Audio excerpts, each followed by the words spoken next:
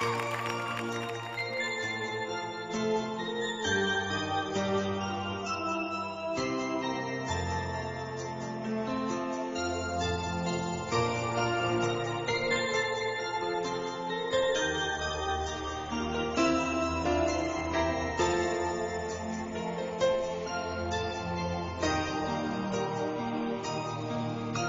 pangki lung sina tin min se zong le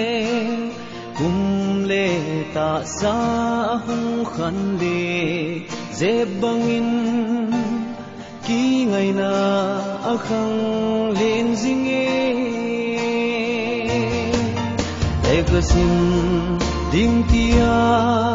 to khang anga ka to le ka fars la planu so mai alang zi le kha jing zong sim thei lo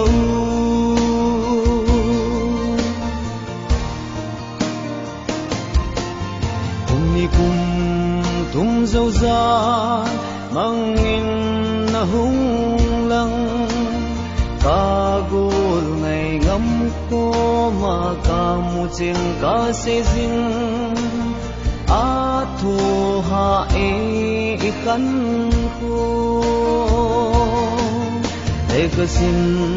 ding tia to khang anga ka to le ka fars la planu so mai alang zi le kha jing zong sim thei lo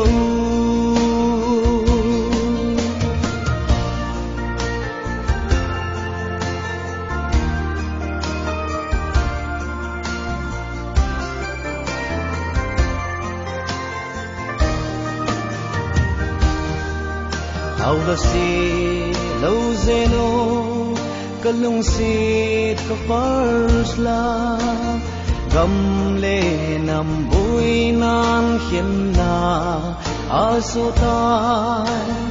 kum le ta sa chapan ji ekasin dim tia do khang anga ka to le ka fars la planu so mai alang zi le kha jing zong sim thei lo